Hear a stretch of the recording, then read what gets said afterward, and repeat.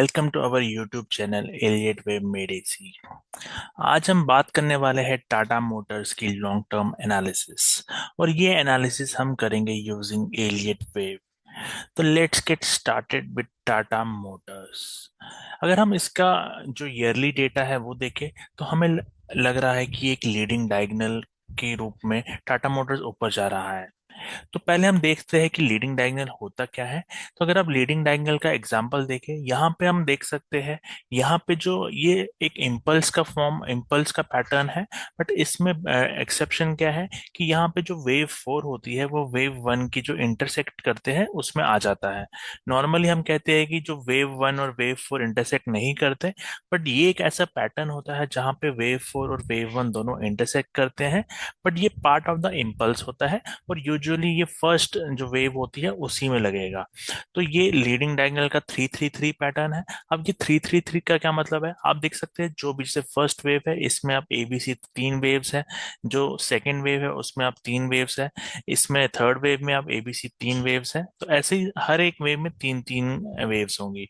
इसका एक और एग्जाम्पल होता है, जो एक और पैटर्न है वो है 5-3-5-3-5।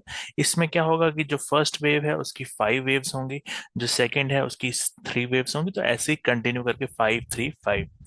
तो अब इन दोनों में से अगर हम अभी फिर से इस वापस इसी एग्जांपल में आते हैं, तो अब ये लीडिंग डायगोनल क्यों है? क्योंकि अगर आप वन को देखेंगे और फोर को देखेंगे तो दोनों इंटरसेक्ट कर रहा है। अब क्योंकि ये ईयरली डेटा है, मतलब ये अगर आप स्टार्ट में देखिए, ये अराउंड 2000 के टाइम से जो चार्ट है वहां से हमने लिया हुआ है। और ये अभी तक मतलब हमें देखेंगे ओवरऑल, आप देखेंगे तो ये इम्पल्सिव स्ट्रक्चर, ये नॉर्मल जो इम्पल्स होता है जिसमें वेव फोर और वेव वन इंटरसेक्ट नहीं करते। और ये एक लीडिंग डायगोनल हो सकता है। अब यहाँ पे एक और चीज जो इम्पोर्टेंट है वो आप देख सकते हैं, जो टाइम ले रहा है यहाँ पे। जैसे यहाँ पे आप देख सकते हैं 5 साल का कंसोलिडेशन था। अब 3 से 4 आया, वहां पे भी एग्जैक्ट उतनी उस वही टाइम है 5 साल। तो ये 5 years of consolidation second wave के लिए, 5 years of consolidation wave four के लिए। तो हम देख सकते हैं टाइम वाइज जो होती है करेक्शन वो कितनी इंपॉर्टेंट होती है और इक्वल होती है। तो अक्सर ये पैटर्न जो हम बनते हैं उसमें आप देखेंगे, जो वेव टू होता है वेव फोर होता है, ये आइडेंटिकल होना चाहिए, identical in price and identical in time. अब इसको हम अब इसी चार्ट को हम आगे डिवाइड करते हैं। जैसे एक आपको याद होगा, हमने टाटा मोटर्स की एक कॉल शेयर की थी अपने यूट्यूब चैनल पे ही। यहाँ पे 184 का प्राइस था, हमने यहाँ पे एक अपसाइड पोटेंशियल इसमें दिखाया था कि inverse head and shoulders pattern का एक फॉर्म बन रहा है यहाँ पे, और एक मेजर अप ट्रेंड इसमें आ सकता है। ये अगर आप प्रेजेंट आप देख सकते हैं, यहाँ से ये 1200 रुपीज तक भी गया है। ये इनिशियल कॉल थी जब टाटा मोटर्स एक डाउन ट्रेंड में था। बट ये डाउन ट्रेंड नहीं था, ये एक वेव फोर, जैसे हमने अभी डिस्कस किया है, एक हायर चार्ट में एक बड़ा इंपल्स चालू होने वाला था। तो वही एक पैटर्न हमने देखा था और ये हमने इसका प्रेडिक्शन किया था। अगर हम इसी को आगे बढ़ते हुए देखें, अभी मोस्ट रिसेंट जो इसका प्राइस एक्शन हुआ है ऑन ए वीकली बेसिस, यहाँ पे आप देख सकते हैं, ये वीकली चार्ट है इसका। यहाँ पे हमने जो लेबल किया है जैसे 1 2 3 4 5, तो हमने अभी बोला कि हमें प्राइस वाइज जो करेक्शन होती है उसका टाइम, हम ये फोर तभी हम इसको लेबल कर सकते हैं जब इसका जो प्राइस टाइम जो इसने लिया है, जैसे यहाँ पे हमने दिखा रहे हैं कि अगर वेव सेकेंड ने अराउंड 14 हफ्तों का टाइम लिया है, 14 बार मतलब 14 हफ्ते का टाइम लिया है, तो वेव फोर को भी आइडेंटिकल होना पड़ेगा, इसी उतना ही टाइम इसको लेना पड़ेगा। तो अक्सर काफी लोग क्या करते हैं, वन टू और फोर उनका बहुत बड़ा होता है क्योंकि ऐसे, लेकिन हमारी जो स्टडी है उसके हिसाब से जो वेव फोर और वेव टू आइडेंटिकल होने चाहिए। ये आइडेंटिकल ना ही सिर्फ प्राइस में, बल्कि जो ये टाइम ले रहे हैं, जैसे यहाँ पे 14 वीक्स का टाइम है, तो अराउंड 13-14 मतलब मोर एज सिमिलर होना चाहिए। ऐसा नहीं होना कि बहुत बड़ा टाइम हो गया और ये स्मॉल रह गया, तो वो एक अलग डिग्री हो जाएगी। तो इस हिसाब से हम जो देख रहे थे कि इसमें एक करेक्शन एक्सपेक्टेड था। अब ये करेक्शन एक्सपेक्टेड था, हमने इसका जो मोस्ट रिसेंट एक वीडियो भी बनाया था, अगर आपको याद होगा, हमने एक शॉर्ट वीडियो बनाया था यहाँ पे टाटा मोटर्स का। तब यहाँ पे एक ये डेली चार्ट है, उसी को ये जो अगर आप देखेंगे, अभी जो 5 देख रहे थे वो ये टॉप था 5 का, यहाँ से जैसे ही हमने देखा था कि तीन शार्प डिक्लाइन, जो तीन शार्प कैंडल्स आए थे और डेली चार्ट पे ये है विद पिकअप इन वॉल्यूम, तो हमने ये बोला था कि क्योंकि हम ऑलरेडी एक्सपेक्ट कर रहे थे कि 5 waves on the weekly chart हमें कंप्लीट दिख रहे हैं या पैटर्न दिख रहा है, तो उस हिसाब से अगर ये एक शार्प सेलिंग इसमें आई है तो बिगनिंग ऑफ न्यू ट्रेंड हो सकता है जो डाउन साइड की ओर जाएगा। और हमने यहाँ इमिजिएटली बोला था कि बाई कभी कंसिडर करेंगे जब ये ओवरऑल ये टॉप जो 5 जहां पे हमने लिखा था उसको अगर टच वापस क्लियर कर देगा, तभी आप इसमें बाई देख सकते हैं। वरना ये एक ट्रेंड रिवर्सल का इनिशियल साइन है। यहाँ पे हमने बोला था इमीडिएटली तो हमें बुलिशनेस दिख रही है, थोड़ा और ऊपर प्राइस जाएगा, बट यही जो सप्लाई जोन है वहां तक प्राइस जाएगी और फिर से फॉल करेगा। अगर आप देखिए ये इसका राइट साइड का अपडेट, ये चार्ट कैसे काम किया, यहाँ पे एग्जैक्टली इस एरिया के बाद थोड़ा और अपसाइड गया था और फिर वहीं से रिजेक्शन लेके प्राइस नीचे आई थी। अगर हम देखेंगे 3 वीक पहले हमने एक और अपडेट दी थी स्विंग ट्रेडिंग, जो हमने वीडियो डाले थे उसमें हमने ये बोला था कि टाटा मोटर्स में अभी एज ऑफ नाउ हम थोड़ा बुलिश हो चुके हैं, मतलब क्योंकि ये हम थोड़ा अपसाइड प्लान कर रहे हैं, बट वो अपसाइड के बाद फिर से एक लो, मतलब ये फिर से एक लो मार सकता है, क्योंकि यहाँ पे हमने क्या बोला था पुल बैक कब कहाँ तक आएगा। यहाँ पे जैसे ये अक्टूबर का महीना था, उसका अक्टूबर के पिवट्स ये थे, हम बोल रहे थे जो भी इसमें सॉरी ये सितंबर के पिवट्स, ये अक्टूबर के जो भी पिवट्स होंगे वहां तक प्राइस एक बार जाएगा और वहां से फिर से प्राइस रिजेक्शन लेगा, बट उसके बाद फिर से एक अपसाइड आएगा। अगर हम देखें ये कैसे वर्क किया, तो आप देखेंगे ये वो टाइम था जो हमने एक स्विंग ट्रेड अपडेट शेयर की थी, प्राइस अराउंड 200 एंड जो उसका मूविंग एवरेज है वहां तक आ गया था। वहां से एग्जैक्टली जो बाउंस आया है, आप देख लीजिए मंथली पिवट से एग्जैक्टली वहीं तक ये प्राइस आई है। अब कुछ लोग इसको ऐसे देखेंगे कि पिवट तक प्राइस आई है, जो डिमांड एंड सप्लाई वाले ट्रेडर वो बोलेंगे कि नियरेस्ट सप्लाई है प्राइस वहां तक आई है।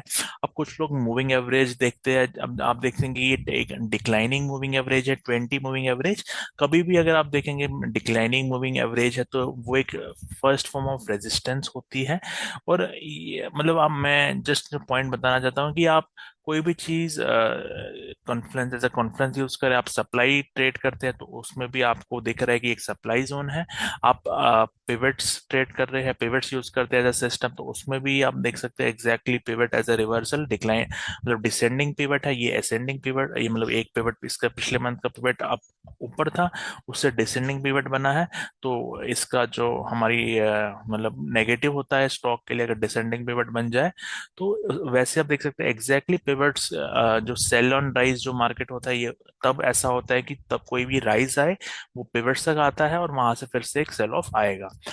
अब हम हमारा जो बायस है, क्योंकि एक हमने लास्ट वीडियो में भी बोला था कि जो भी ये सेल अपॉर्चुनिटी है उसमें थोड़ा बाई आपको करना चाहिए, नॉट कि ये ट्रेंड चेंज हो जाएगा, बट क्योंकि ये एक डाइवर्जेंस है, थोड़ा पुल बैक इसमें जरूर मिला। और आप देख सकते हैं जैसे इसमें ये कैंडल्स बने थे, क्योंकि ये डेली चार्ट है इसमें इसका सिग्निफिकेंस नहीं दिख रहा, बट अराउंड 870 880 लेवल से ये अराउंड 50 60 रुपीज 2 दिनों में ही इसमें मिल चुका है। अभी भी जो शॉर्ट टर्म बेसिस है कि जो भी पुल बैक्स मिल रहे हैं वहां एक और अपॉर्चुनिटी मिल सकती है और इसमें थोड़ा और अपसाइड है।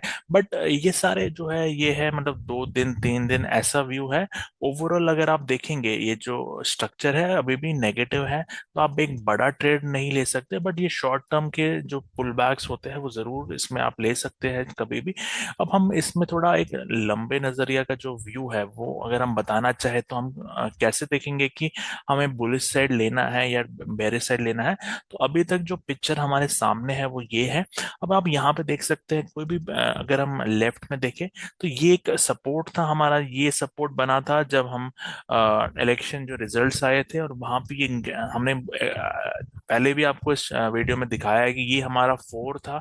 तो अक्सर क्या होता है कि एक बड़ा डिक्लाइन आता है, एक पैनिक क्रिएट होता है, जैसे इलेक्शन के जो रिजल्ट्स आप देख सकते हो उस दिन एक बड़ा पैनिक हुआ था और अचानक से ये जो ये डिक्लाइन से बाय किया गया और फिर से प्राइस फिर से अपसाइड आ गया। यही हमेशा वेव फोर के जो कैरेक्टरिस्टिक्स है, यही होता है कि नेगेटिव न्यूज कुछ आती है मार्केट में और पैनिक क्रिएट होता है और वहां से फिर से प्राइस एक बार ऊपर चली जाती है, बट फिर इमीडिएटली प्राइस वापस रिवर्स हो जाती है। अब ये जो पैनिक बॉटम है, काफी लोगों का मे बी स्टॉप लॉस यहाँ होगा, तो एक बार इसको ट्रिगर जरूर किया जा सकता है। बट हम देखेंगे, जैसे लिक्विडिटी की बात करते हैं, इसी सपोर्ट के नीचे एक लिक्विडिटी है। और लिक्विडिटी कैसे हमें पता चलती है, अब इसके लेफ्ट में आ जाए तो यहाँ पे हमें फिर से एक डिमांड जोन दिख रहा है। अब ये डिमांड जोन इसके बाद एक अच्छा मूव आया है, तो ये एक अच्छा एरिया है जो 820 टू 786 है, ये एक अच्छा एरिया है जहां से बाउंस मिल सकता है। और अगर आप यहाँ तक नहीं आता प्राइस और पहले ही ऊपर जाने लगता है, तो हमारे पास नियरेस्ट सप्लाई जोन है, वो भी हमने यहाँ पे मार्क किया है 999 से 968। तो ये एक वीकली सप्लाई जोन है। अगर ये क्लियर हो जाता है तो कुछ हमारे पास बायस मिल जाएगी, हाँ ये इसने एक सप्लाई ब्रेक किया है। तो ये सप्लाई अगर अच्छे से ब्रेक कर देता है और फिर इसी को जो रिटेस्ट करके, तो हम इसमें और अपॉर्चुनिटीज देख सकते हैं। बट ओवरऑल आप देख सकते हैं, नियरेस्ट सप्लाई मार्क है, नियरेस्ट डिमांड मार्क है, उसके बीच में ये थोड़ा टाइम पास ही करेगा एज ऑफ नाउ। और अगर ये सप्लाई क्लियर होता है, तो नेक्स्ट जो सप्लाई है वो ऑब्वियसली ये जो जोन है जहां से back to back 3 weekly candles हमें मिली है, तो नेक्स्ट हमारे पास यही लेवल आ जाते हैं जहां पे जो नेक्स्ट सप्लाई जोन है। बट एज ऑफ नाउ अभी भी ये रेंज बाउंड रहेगा। और काफी लोग मतलब आपको मिलेंगे जो बोलेंगे यहाँ से ये ऊपर टॉप पे चला जाएगा, कोई बोलेगा नीचे चला जाएगा। एज सच अभी इसमें वैसे कोई, क्योंकि ये दोनों पॉसिबिलिटी व्यू है इसमें। अगर एक पॉसिबिलिटी और है हमारे में, जैसे हमने ये 19 बार्स का जो हमने यहाँ पे रखा है, तो ये कैसे हमने रखा है वो हम आगे डिस्कस करेंगे। एज ऑफ नाउ ये करेक्शन अभी और लास्ट कर सकती है। अगर ये जो इस डिमांड जोन को अराउंड 19 हफ्ते में, ये जो इसका बचा हुआ टाइम है, ऑलरेडी टॉप से हम गिन रहे हैं, तो ऑलरेडी आप देखेंगे 1 2 3 4 5 6 7 8 9 10 11, तो मे बी 7 8 वीक्स और ये करेक्शन चलती है। और इस एरिया में अगर ये होल्ड करता है इस एरिया को और यहाँ से, तो फिर हम एक प्लान कर सकते हैं, हाँ फिर से ये अपसाइड की ओर जाएगा।